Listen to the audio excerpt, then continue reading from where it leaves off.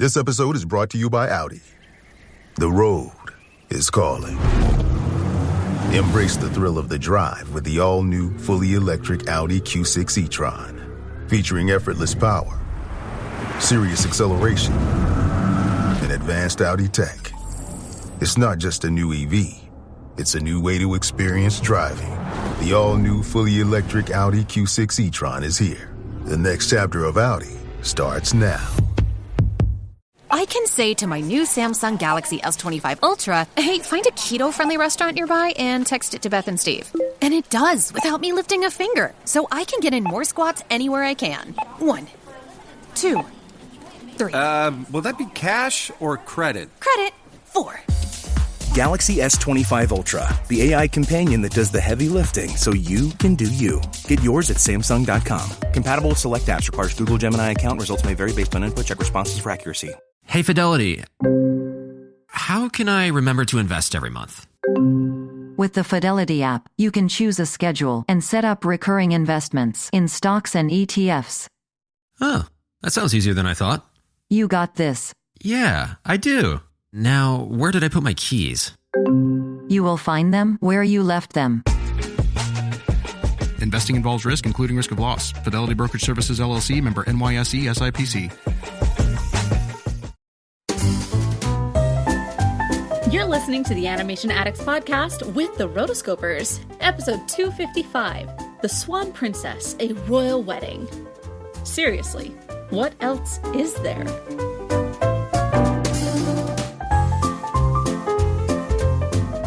Welcome to the Animation Addicts Podcast with the Rotoscopers, the #1 place to get your animation fix with animation addicts just like you.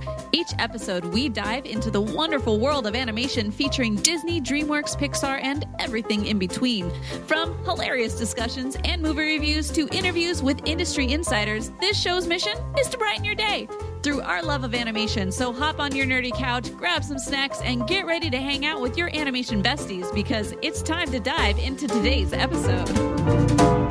Hey there, animation addicts. I'm your host, Morgan Stradling. And I am Chelsea Robson. Chelsea, I know that you are super pumped because you were such a super fan of the last movie that we're not doing a nerdy couch discussion episode. We are jumping right into the sequel of the 9th Swan Princess movie. This is number 10. Also known as number 10. Also known as number 10. Swan Princess, A Royal Wedding. Ooh, yes. Very, very good. I'm excited about this. So this movie actually takes place in a country that could be considered China, I guess. It's the kingdom of Cathay. The kingdom of Cathay, which is basically China. AKA China. AKA China. So both Morgan and I have been to China, and we have talked about some of our stories in other episodes, but I was just wondering, is there another one that you've been holding out on? What is a funny, good story of when you were in China? You know, the one that's coming to mind was we were at Tiananmen Square, and we were going and visiting that location. And at this point in time, I had brown hair. Very, very rare time that I've ever had brown hair. I was born a blonde, a very dirty blonde. But, I've always dyed my hair blonde because my hair naturally is blonde. Right. Even though it's very, very dark. I'm really trying to. I'm blonde, okay? Yes, I am. But if you are a natural blonde, even if you have darker hair, when your hair is bleached, it picks it up very easily and nicely. It's because like, naturally it knows like this is where I should be. I'm home. So anyways, this was a period of time where I had brown hair, and this does matter to the story. Okay. And I was just walking around, and then people started coming up to me asking if they could have a picture with me. And I was like, okay. And so I was like, oh, sure. So I took some picture, and then I guess people thought that I looked like Angelina Jolie, which thank you, but not amazing. Really. Thank you very much. The mistress of all evil. Yes. But if you've seen pictures of me, it's not a resemblance in the least, but it goes with the stereotype. You know, a lot of times people from other cultures think people from the other culture all look the same. Right. And I guess I look close enough to Angelina Jolie with brown hair. And I'm not even kidding. There was a line probably 20 deep of people wanting to take pictures with me. And I kind of just like, whatever, sure, let's just do this. Make someone's day. I hope they really didn't think it was me or was her. Because they'll be comparing that later and be like, yeah, it's just so funny. I would never go to another country and just to a random person off the street be like, can I take a picture with you? Very strange. Very strange. Yeah, that actually happened to me as well. Angelina Jolie. Not Angelina Jolie, but my cousin and I, we were in Shanghai, and they have this building that looks like, or it's supposedly dragon's tails going around different pearls. But it's just a giant building with a ball kind of in the center and at the top. It's very iconic for Shanghai. And we're along the water, and there's like a river that goes on one side or the other of the city. And so we're along that area, and we stand there and we're like, hey, can you take this picture of us? The guy really wanted us to pay him to take the picture. And so we're like, okay, cool. Well, fine. We'll have you do that. And so he takes our picture. But then at that moment, there starts to become a line of people that want to take a picture with us at that place. And then he starts charging them to take pictures with us. Like, wait a second. I love a good entrepreneur. I need a kickback on this. Both my cousin and I are more on the blonder side as well. And so that is more of something that people over there are like, interesting. This is new. Yeah, good times. Good times were had. That's so great. What a pal. Right. But that actually leads into a little bit of our discussion today on a royal wedding. Because you can't be the royal wedding, as in Elise is not getting married, though she's just off gallivanting with her beau at some tulip festival somewhere. Okay, she's 16. That's fine. Yeah, this is going to be fun. Let's just jump into it. Here at the Almond Joy Factory, where tropical vibes abound, we use soft, fresh-tasting coconut. The crunchiest almonds and delicious chocolate candy. Ah, but do you know what our most important ingredient is? Sometimes you feel like a nut. Sometimes you don't. Almond Joy's got nuts and something even way better than that. Yes, Almond Joy is made with almonds and joy.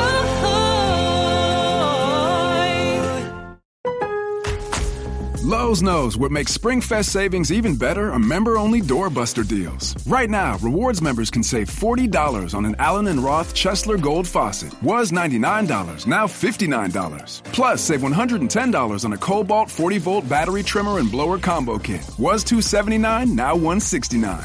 Lowe's, we help, you save. Valid through 3/24 while supplies last. Program subject to terms and conditions. Details at lowes.com/terms. Subject to change.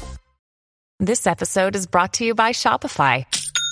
Forget the frustration of picking commerce platforms when you switch your business to Shopify, the global commerce platform that supercharges your selling wherever you sell. With Shopify, you'll harness the same intuitive features, trusted apps, and powerful analytics used by the world's leading brands. Sign up today for your $1 per month trial period at shopify.com/tech, all lowercase. That's shopify.com/tech.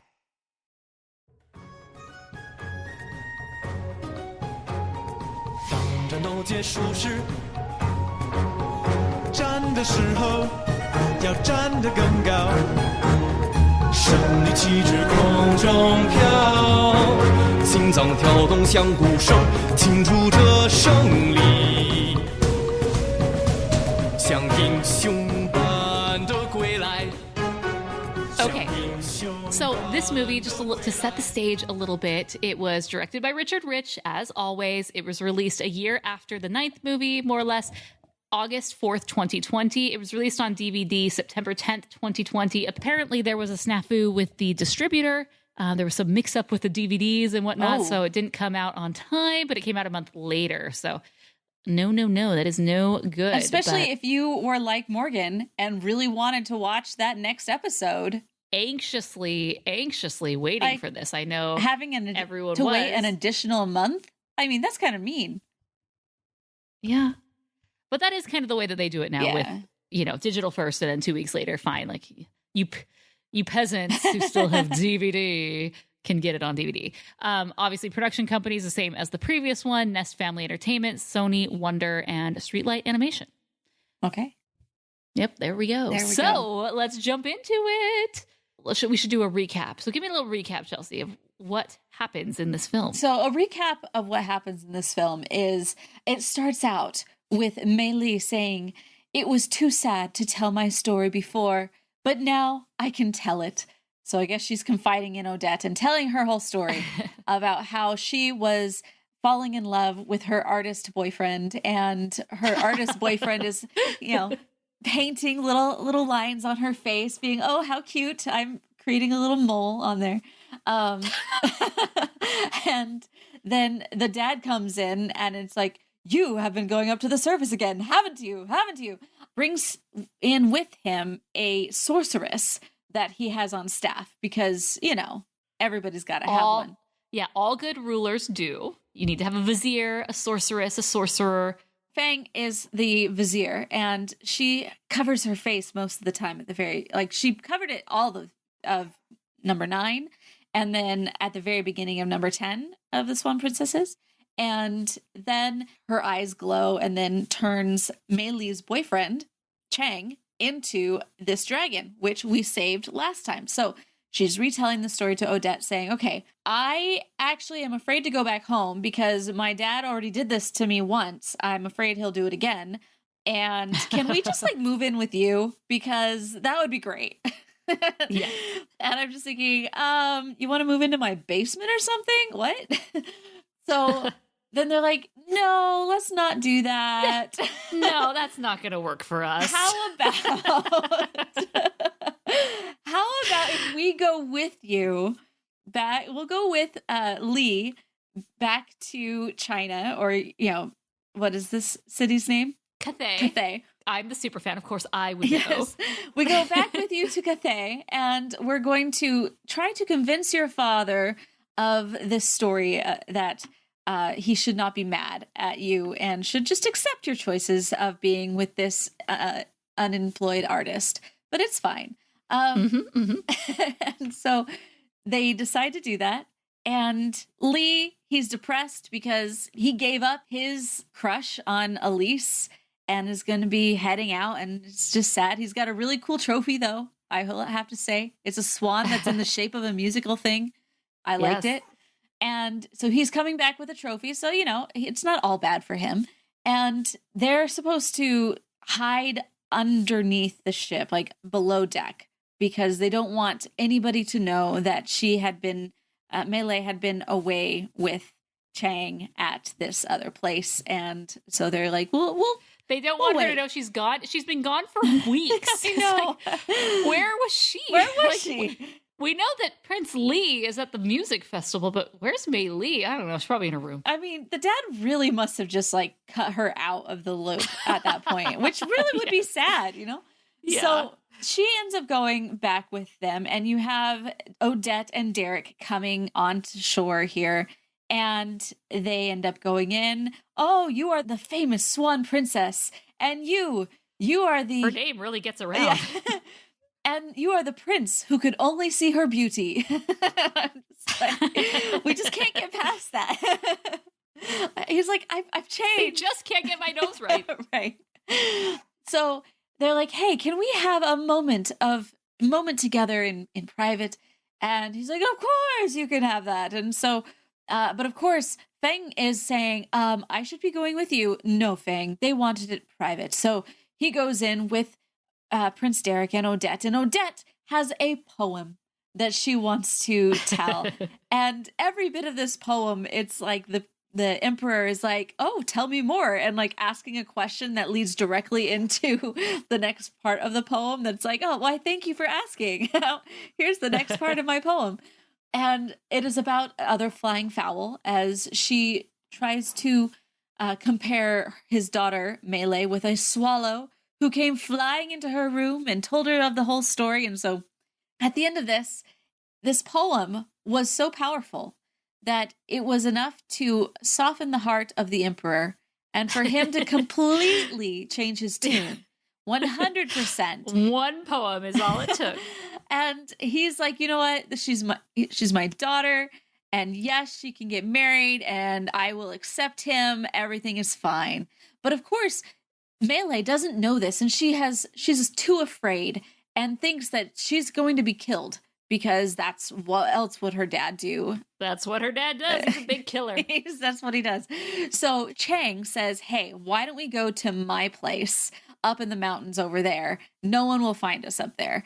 And she's like, sounds great. Let's go. So they start going off, and Fang, I don't know how she knew about this, but she ends up following them and appears and basically cuts down a rope bridge so that they cannot escape, and then disappears, only to have both Lee and Odette and Derek show up and say, hey, don't jump to your death or run away or anything, because your dad has forgiven you.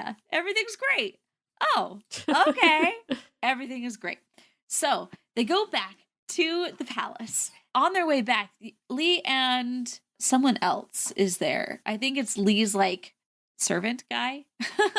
Sure. Like, all right. Manservant. This manservant they're trying to teach him this song in Mandarin, which is so hard.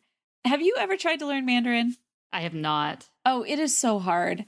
They have tonal changes in words. Yes. Where it's like if you stay at one tone and then you go down, or if you stay straight across, it will mean something completely different than what you're saying. And so he's trying to teach Derek how to sing this victory song. And Derek, apparently, I think it sounds pretty much exactly the same, but he's saying completely different things than what they're actually saying. They're laughing at him. Oh, you silly, you don't understand our words. I'm like, well, duh. You guys speak funny talk. Oh, it's so hard. So anyway, at this point in time, they're heading back, but then Fang cuts off Melee, and Melee's been like making her own little head wreath of flowers to put in her hair, and she cuts her off at the curb and basically says, sister, no, I am going to steal your boy and he's going to be mine. And she's like, what? Why would you don't understand? No. This is what's going to happen. And she turns Melee into an old woman who is very old. Very old. Very, very old. About as old as you get. Yeah. And then she's able to self-disguise herself as Melee. Well, woohoo, indeed. Except for the fact that now you have this old woman who can barely walk and just like kind of roaming around the jungle / forest area. Saying, I'm Princess Melee. Yes, I'm Princess Melee. It is I. Then starts part 2 of this. How do we repeat the story of the Swan Princess yet again? Because now the plan is that once Fang gets Chang to like lift her veil and look in her eyes, then she is able to. Basically, that's when Melee will die. She will forever become Melee, and Melee will die in her wherever she is. Wait, I have to go back. While they're on that boat and coming to this whole thing, like right before that, you have Uberta is like saying, oh, I had a dream that you're going to die and you're going to go to a far off place. You'll never return. Mom, that's not going to happen. No, it is going to happen. And you're going to have a child named Yippity Skippity. Oh, Uberta. That is like, okay, no, I've made this photo album so that Yippity Skippity can know the grandmother. Oh, gosh. Okay.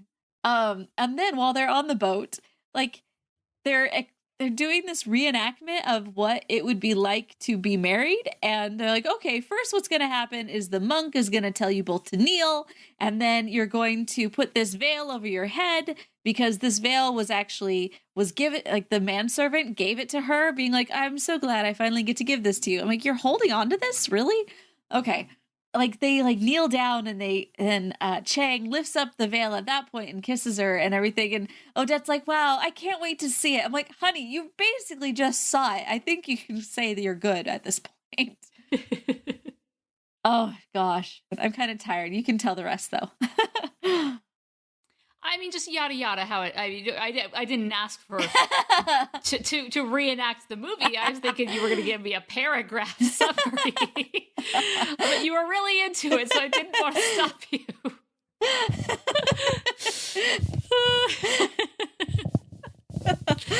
It was fun. The first parts of it were fun, and then after that, it kind of gets a little like. So just wraps it up. Like how does plot points? So obviously Fang's the bad guy, and they discover that she's the bad guy, and there's this big green flame. There's this like weird sort of way that if the green flame is tied to the ancestors, this big torch thing, and if the flame goes out, then her powers go away, Fang's powers, but also we lose our connection with the ancestors. And they're like, no, we can never do that. But Fang basically at a certain point just becomes so crazy off the rocker that they're like, screw the ancestors. We got to get rid of it. And so they do. She is off the rocker, though. Like, she talks to herself all the time. It's like, she is actually girlfriend. a great villain. Then Fang turns into a giant purple fire-breathing snake, very much like Jafar. I love me a good villain transformation. Yeah. She kind of goes into this broiler. They turn the broiler out that turns the flame off, and she's defeated. Mei Li says, I'm the one who you really want. Go ahead and do your evil. But then Odette jumps in the way, jumps in the fire to save Mei Li's life. Fang is gone. Everyone's free. Don't worry, Odette is fine. She jumped into fire, like not a big deal. She's unconscious, but Derek is freaking out, so we give Derek yet another chance. And then she just slowly awakens and smiles to everybody. And the Emperor says, all hail the Swan Princess. Everyone kneels down and bows to her, because she's sacrificed herself. Yes, she's so selfless in that way. Mm-hmm. Anyways, she ends up recovering. She goes back to Swan Lake. The Emperor cries for the first time in years. In the end of the movie, we see the portrait that shows himself, his wife, the son, Prince Li's new girlfriend, and then Mei Li, and now his new son-in-law, Chen. So everything all worked out, wrapped up in a big bow. Hooray. Family is forever. So, yeah. So that's this one. So before we analyze and break this down, I mean, you basically already gave your blow by blow for everything that happened. Did you like this movie better or the previous movie better? Yeah, okay. I think so too. I definitely liked the previous one better. I think the funniest part in this movie was the very beginning, because it was just like, what is happening? And then basically all the points that I gave, I was like, yeah, there's a point you didn't mention where Uberta disguises herself with Lord Rogers. Right. Is she into like a famous opera singer? But like both of them are really old, and they just transform themselves into even older people. Like, okay, not sure that was needed. She looks like a really scary Yzma from Emperor's New Groove. She does, yeah. Like with the very pencil thin eyebrows. Uh-huh. So yeah, that's just a funny little moment. Yeah, and then there's also like the pinball scene, which that actually made me really laugh out loud.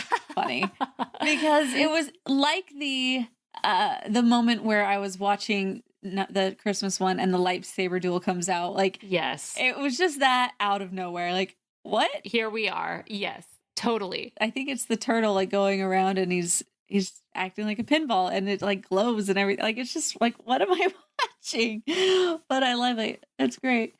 I definitely liked number 9 better than this one, but I still felt like this one was up there as far as like, this was 100% watchable and enjoyable to an extent. There were parts where I was like, all right, it's getting a little slow here, but man, I have Odette hair envy.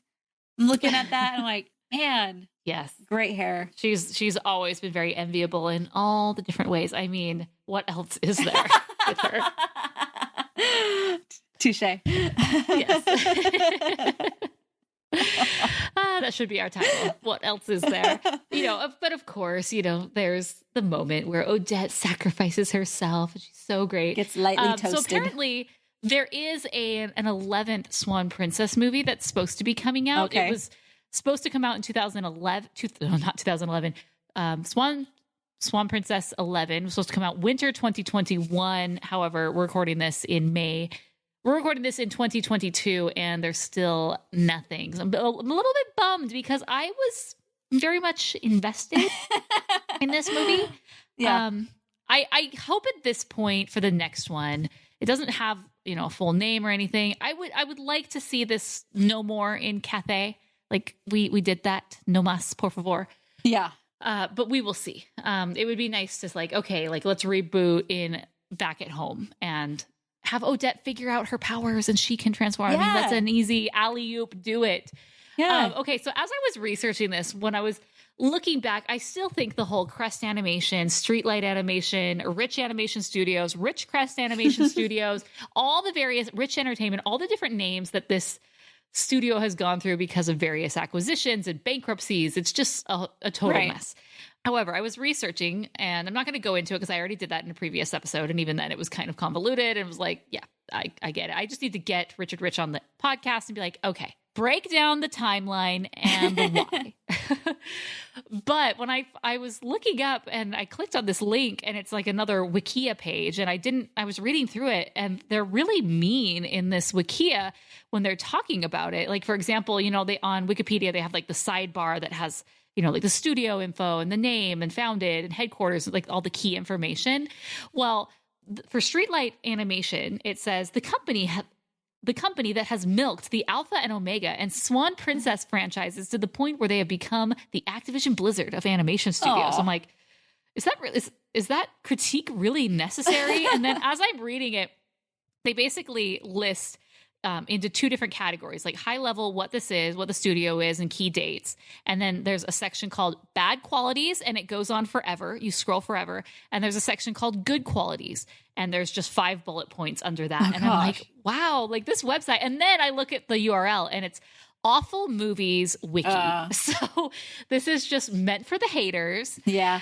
And it's just some of these things, it's like quantity over quality. Through the 2010 decade, and similar to Blue Sky Studios with their Ice Age franchise, they have the trend to milk the Swan Princess and, to the lesser extent, the Alpha and Omega series. It's just like they just keep going. They have made bad animated films even before 2010. Under good qualities, it's like, even though they do a poor job with CGI animation, their 2D movies are actually pretty good. Oh, gosh. It's like, what have you done with your life? Come on. Yeah, exactly. Despite their CGI animations being cheap, many of the backgrounds are admittedly pretty beautiful. This is in the good quality section. It's like, can you not say anything in the good without having to mention the bad? Like, you're just like a big, hairy hater. This page was last edited on the 21st of February, 2022. So someone is really into letting you know how bad Crest Animation Studios is and that they milk it for all it's worth. I'm like, you know what? Good for them. Someone's buying it. We watched it, so we are enjoying this as well. So anyway, this movie is not as good as the previous one. The other one had the music and it was a little bit more playful. Elise is not in this one, surprisingly. I was okay with that. Yeah, thankfully she's not there. She's really carried the last movie and the ones previous, but it was needed. Like, we needed a break from her. And I really hope that the next movie goes back to just Odette, but having Odette doing something other than riding around in a carriage. And that totally is a thing. If someone does one of these, watching all 10 movies, there are so many scenes where Odette and Derek are riding in a carriage. That's all they do. That's all they do. That's all they do. It's like, okay, I got it. Like, it's you have the animation for this that you can just keep replaying it over and over and over. But I don't know. It's just really funny to me. So yeah, is there anything? I mean, the one thing that I did like about this movie is Fang. I thought that, having a real true villain who's really bad was interesting. And she really was very much like a Jafar in so many different ways, where she's in the Emperor's ear, where she's, she has this other agenda where she turns into animals. She has these powers. So I thought she was a really good villain. And just the glasses were just so funny to me. It's like, okay, we need her to have these glasses. These are great. When you think of supervillains, you usually don't think of them, wearing spectacles, but. Well, and they weren't just like normal glasses. These were very stylish, like had a very specific look going. Like this was a choice. So they made a choice with this. I would just like to say, if they are still making number 11, I think that Richard should talk to us and that we should be involved in creating whatever is next, because I would love that. We watched all of your movies. Therefore, we deserve a seat at the table. Okay, gosh. I'm putting it out there. I'm putting it out there. Well, Chelsea, for you to even be able to say this, you need to watch 5 through 8. That's true. You have not watched those ones yet. Gosh. So go and do. In time, I will. Yes. Maybe for a roto watch-a-thon with the patrons, we could pick one of them and have a grand day. No, just Chelsea. all day long. Just all day long. Have them. Yeah, exactly. Have all day live long. stream into the patron group. Live stream. Jump in, come in and out whenever you want. Yes. That would actually be amazing. And it would get awesome. You'd be able to get most of the time zones in there as well. So we'd be able to get everybody taken care of. I like it. I love it. So far, this is all that we have of the Swan Princess series. I feel like it starts off really good with the first Swan Princess. Just solid. Almost on the level of Disney, if not the level of Disney. I love that one so much. The second and third one, I don't have the attachment to it that a lot of people did in the 90s VHS era, which we get it. When you have a movie that's on VHS, it just becomes a favorite and iconic. So those ones are pretty highly regarded. And then it really hits this pit where it plummets down with the Christmas special and then the Annalise young years. And then it picks back up at the end with these last two, 9 and 10. I never thought I would say this, but I'm really hopeful for the Swan Princess 11. Can't wait for it. And I'm not being facetious. All right. With all that in mind, I'm going to give this a 3 stars. Okay. It'll just be 3 stars for me. Yeah. I'm going to do 3 stars too. It's not as enjoyable for a variety of reasons as the previous one, but it's still, it wraps up a little storyline that we were interested in. It's just funny. Good villain, but not a ton that makes me want. If I was going to go and rewatch any of them, this one wouldn't particularly be it. Yeah, I actually really liked all the music in the other one. All of the songs were really solid. I was like, you're definitely going for a vibe. I like it. Mm-hmm. There's just funny little things about the whole everything. So I really liked number 9. I gave it a 4, and number 10. You got fun things. Yeah. You're better than Chicken Little. I will say that. I'd watch this over Chicken Little all day long. So anyways, that was our foray into the kingdom of Cathay. Oh, you've been saving that. It just came up off the top of my head. This was Swan Princess 9 and 10. I hope you guys enjoyed it. Good times all around. I'm really excited that we finally got to do it. We will be doing the Swan Princess Christmas special. That's not what it's called, but that's what I call it.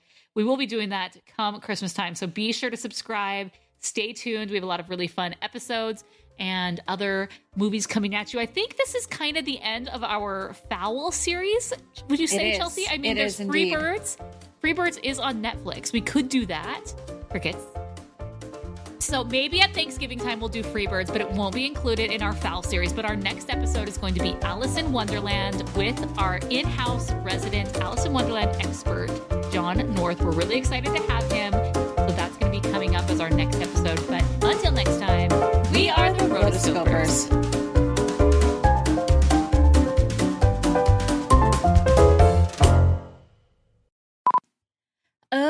Okay, let's do this. We're splitting it up into 2. Okay. Did we do an outro? Did we do Swan Princess 2 and 3? Okay, let me... And the third one, I just remember I went on my little rant of basically there's squatters on this castle. Oh, yes, for sure. Cool. I like it a lot. I like it a lot. I also have to finish watching Alice in Wonderland. So I have to watch Alice in Wonderland. So perfect. Off we go. All right. Have a good time.